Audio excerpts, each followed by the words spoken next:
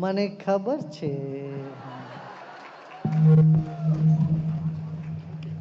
બધાને આખું ગુજરાતમાં ગુજરાતી માનુષું આખું ગુજરાતીઓ કે लिए ગુજરાતી માટે નૂતન વર્ષના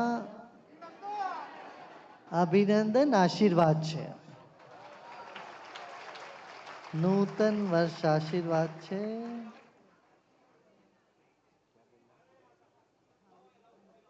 गुजराती मैंने बहुत गड़वी लगू छो.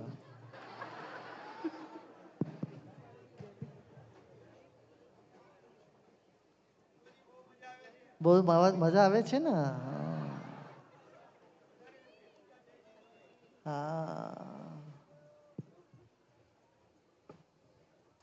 देखो दिवाली के साथ साथ नया साल शुरू होता है गुजरात में. और नया साल का शुरुआत हम लक्ष्मी पूजा से करते हैं. 3 रात्रि बड़ी महत्वपूर्ण होता है. एक तो काल रात्रि. काल रात्रि कब आता है पता है? कब? नवरात्रों के 7वें दिन काल रात्रि कहते हैं. वो बड़ा महत्वपूर्ण है. काल रात्रि, फिर महारात्रि, ये दिवाली होती है महारात्रि. फिर मोहरात्रि. मोहरात्रि कौन सी है? होली है. होली की रात बड़ी मोहक रात्रि है ताकि उस वक्त चांद पूर्ण रूप से और पृथ्वी के हमारे भारत में एकदम शुभ्र आकाश में चांद चमकता है. होली की रात्रि बिना बादल की रात्रि होती है. बादल तो अभी शरद काल में सब समाप्त हो जाता है ना. फिर होली की रात्रि कहा जाता है मोहरात्रि. ये सब देवी का ही रूप है. कालरात्रि, महारात्रि, मोहरात्रिश्च दारुणा. माने देवी का रूप कैसा है? जैसे हम करते हैं कमल वमल लेके कमल के ऊपर खड़ी है, ऐसा नहीं है. पराम्बा कैसी? बिल्कुल अणु से अणु जैसे, एकदम अणु. और विशाल आकाश जैसे. आप देखो, आपका शरीर मां से ही तो बना है ना. आप जन्म से पहले मां के कोख में थे और आपका शरीर कैसे बना? मां से बना. अभी भी मां से बाहर आया मगर मां से ही तो बना है और मां का ही तो है. एक एक कण में आपका मां का ही तो उसमें अंश है. ऐसे ही जगन माता की जो अंश है हमारे शरीर के कण कण में है. योगी ध्यानी इस बात को जानते हैं. ध्यान में बैठते हैं तो देखते रहे हमारे कण कण में तो कौन है? यहाँ तो कोई है ही नहीं, माता ही है. यही माता का ध्यान होता है. समझ रहे ना? इस समझ के थोड़ा बाहर हो जाए तो कोई हर्ज नहीं है. साकार से निराकार की ओर जाना है, यही आराधना है. आराधना क्या है? साकार करते मगर आंख बंद करके तो प्रार्थना होती है ना. आंख बंद हो जाती है, प्रार्थना करते हैं. तो साकार में प्रार्थना करके पूजा करके साकार से हमारे शरीर के आकार में लाकर, उससे भी शरीर भी क्या है? कुछ नहीं, वो तो माता का ही सब रूप है. इसीलिए माँ का इतना बढ़िया वर्णन ऋषियों ने किया है. बोला या देवी सर्वभूतेषु, कैसी हो तुम? क्षुधा रूपेण संस्थिता, भूख के रूप में आप सब में हो. कांति के रूप में आप सब में हो। कांति बन गए चमक। किसी की चेहरे में चमक है तो वो चमक देवी की वजह से है। चमक के रूप में हो, बुद्धि के रूप में। किसी की बुद्धि बड़ी तीक्ष्ण है,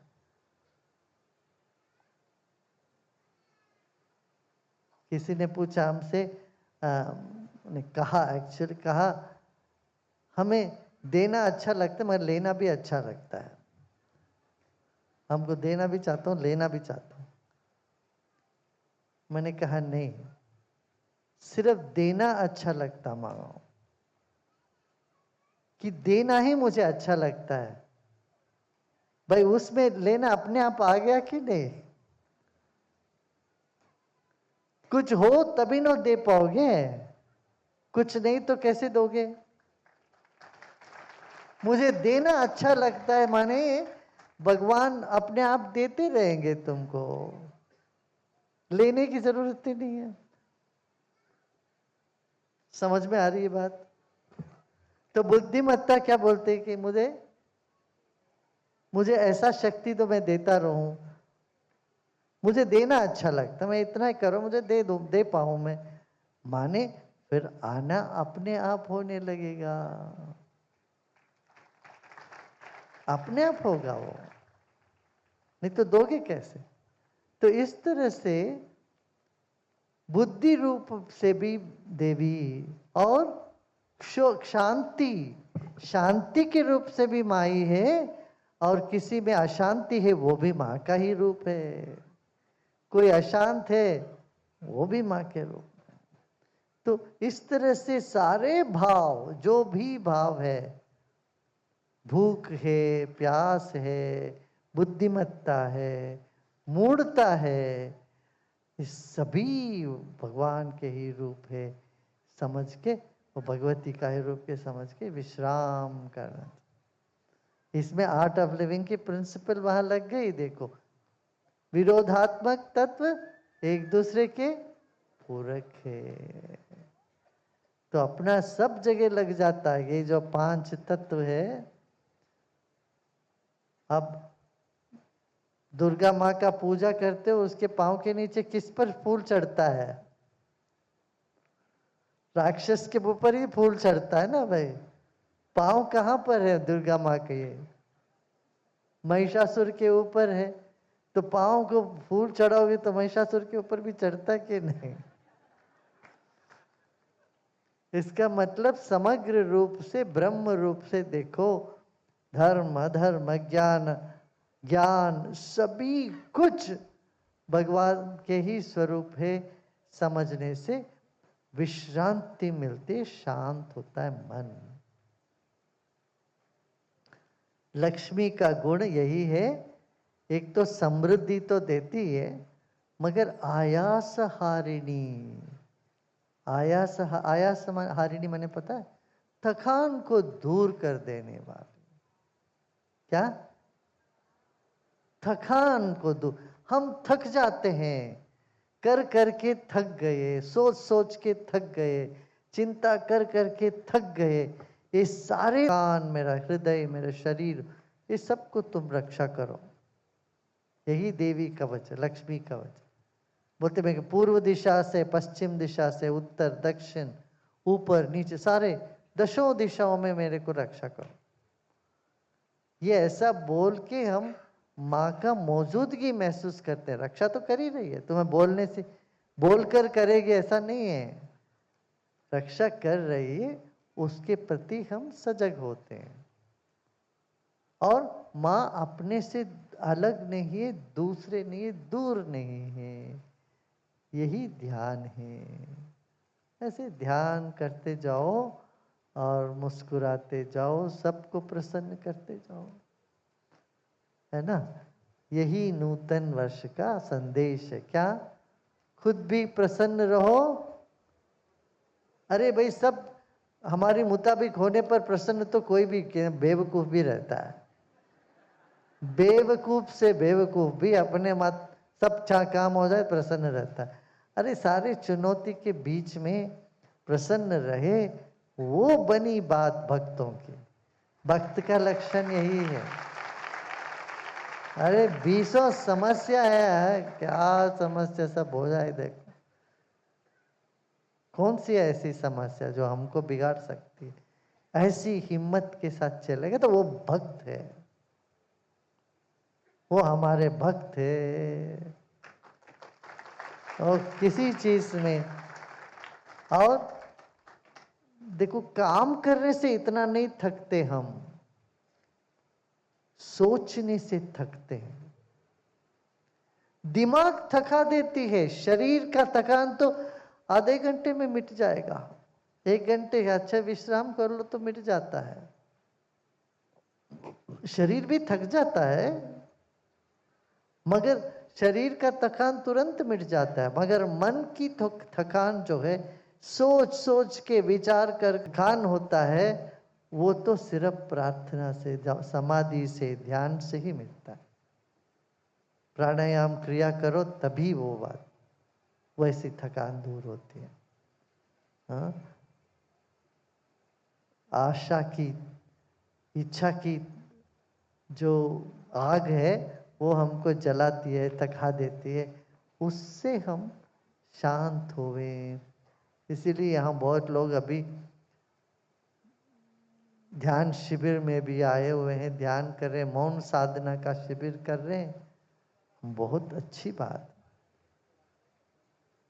आप सब लोग इस मौके को मौन साधना में ले जा रहे हो, बड़ा भाग्य है ये, अच्छा है। मौन रखिए, ध्यान करें, मौन करिए, इसी पर याद रखे, थकान मिट जाना है। मैं थकान से मैं दूर हो जाऊंगा और माँ मेरे पास है, ये भाव करना चाहिए। ठीक है, साधना भी थका दे तो वो साधना ठीक नहीं। लोग ये कहते गुरुदेव वो साधना कर करके मैं थक गई। साधना की और थक गई? साधना से थकना नहीं चाहिए भाई। तुम्हें थका दे वो साधना नहीं है, वो कसरत है। कसरत करते जा रहे हो, किए जा रहे हो, वो नहीं। महर्षि पतंजलि योग सूत्र में बोले हैं क्या, आसन क्या है? स्थिर सुखम आसनम, जो थोड़ी देर स्थिरता से हम रह सकें और सुख, उससे सुख पूर्वक बैठे। जैसे बैठे तो हमको पता ही नहीं चलता हम बैठे हैं। और क्या बोलते, प्रयत्न शैथिल्य, प्रयत्न छोड़ दे सारा प्रयत्न। आप कहते हैं धनुरासन करो, पवन मुक्त आसन करो, ये आसन, अच्छा ये सब आसन करके शरीर को तोड़ मरोड़ के थोड़ा बहुत, वो भी कैसे करना चाहिए? ध्यानस्थ होके करना चाहिए। सांस सांस शरीर और मन एक लयबद्धता पर आ जावे, तब वो आसन की सिद्धि होती। फिर विश्राम, विश्राम बहुत आवश्यक है। कई लोग कसरत जैसे आसन धगा धगा धगा धगा आसन कर के उठ के भागते रहते हैं। हाथ हिलावो, पैर हिलावो, पेट हिलावो, ये आसन नहीं है, ये कसरत है। पर उसके बाद योग माने क्या, उसके बाद विश्राम करें, विश्राम पूर्वक करें सब कुछ, तब बनी बात। तब क्या प्रसन्नता हमारे शरीर में, हमारे मन में, हमारे बुद्धि में, सब जगह ऊर्जा ऐसे झलकती रहेगा। ऊर्जा इतनी सात्विक और सकारात्मक ऊर्जा हमारे भीतर से निकलता रहेगा। हाँ, ये होना चाहिए। आप जितने योग शिक्षक है, ये बात याद रखो, आपके शरीर से ऐसी खुशबू आनी चाहिए, क्रोध नहीं। पुराने जमानों में वाद विवाद में, आजकल टीवी में इतना चलता है ना, वाद विवाद रोज डिबेट चलते रहते हैं। कौन क्या बोल रहा है कुछ नहीं समझ में आता, सब एक साथ चिल्लाते रहते। हम तो देखना ही बंद कर, वो सब देखते ही नहीं। हम एक दो बार देखा के देख लेते क्या है। पहले बहुत बुलाते थे, हमने कहा हम कभी डिबेट में नहीं आने वाले वैसे बात है कि वो डिबेट में जाना बुद्धिमत्ता नहीं समझता हूं मैं। क्यों सब चिल्लाते रहते हैं। सच में वाद विवाद हो, वाद हो तो अलग बात है, विवाद में पड़ते रहे लोग। हमारे देश में पुरानी संस्कृति में वाद में ये उसका कसौटी ये होती थी, जब दो व्यक्तियों को, दो विद्वानों को बिठाया जाता था, वो वाद करते, दोनों के गले में माला लगा दो, फूल की माला, और जिसके गले के फूल की माला सूखती नहीं है वो जीते, जिसके गले में माला सूख जाती है वो हार गए। इसका मतलब क्या है? जिसके भीतर गुस्सा आवे, किसी तरह का द्वेष निकले, उनकी माला जल्दी सूख जाएगी। जो प्रसन्न है, शांत है, उनकी गले की माला सूखती नहीं है। जो कॉन्फिडेंट है, यही कसौटी थी जब आदि शंकराचार्य और मंडन मिश्र के बीच में जब वाग्वाद चला, कर्म है या कर्म का त्याग है, ज्ञान श्रेष्ठ है या कर्म श्रेष्ठ है। तो शंकर के गले में जो माला थी वो सूखी नहीं थी, और इनके प्रतिवादी जो भी रहे, कई लोग प्रतिवाद करते रहे, प्रतिवादी के गले का जो माला था वो सूख गया।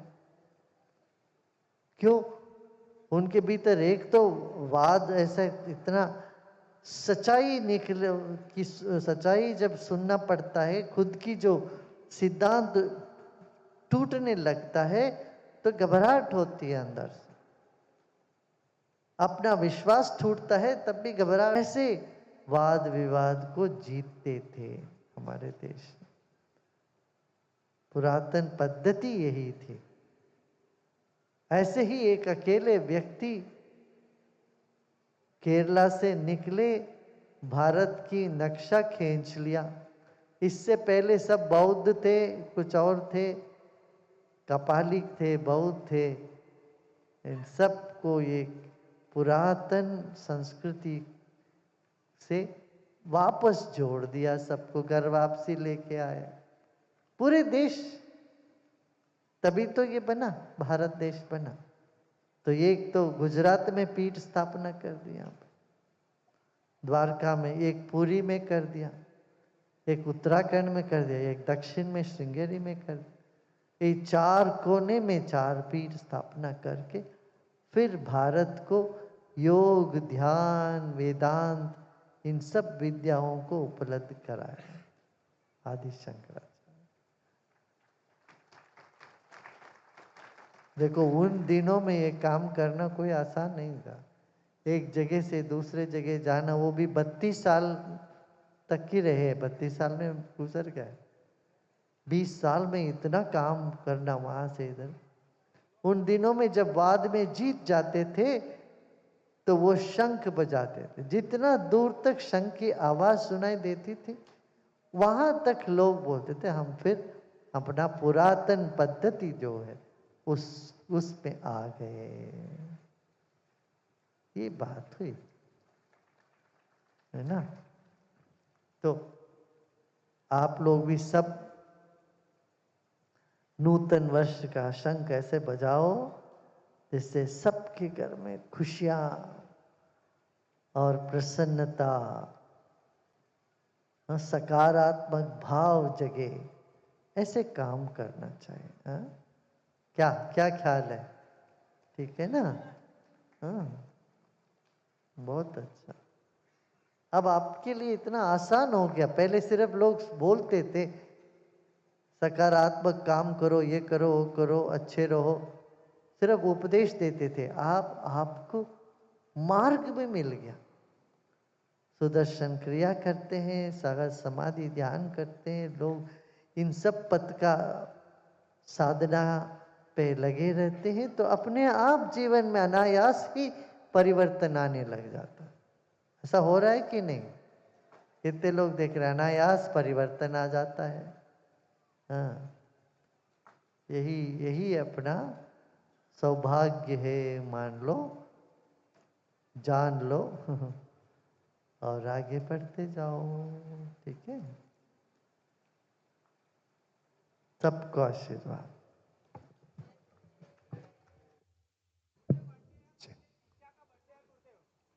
तो सबका बर्थडे को आशीर्वाद यहीं से दे दिया जाए। ठीक है, हाँ, सबका जन्मदिन है कुछ। हाँ, कोई आ जाएंगे आपके साथ? हाँ, वो मुकुट वगैरह भाई सब कोई लेके आ जाओ उनके पास, बीच में से कोई लेके आना। देखिए, हमारे लिए तुम फूल मीठा ये सब लाना नहीं है, जरूरत नहीं है। आपका मुस्कान काफी है, आप मुस्कुराते रहो, यही हमको चाहिए।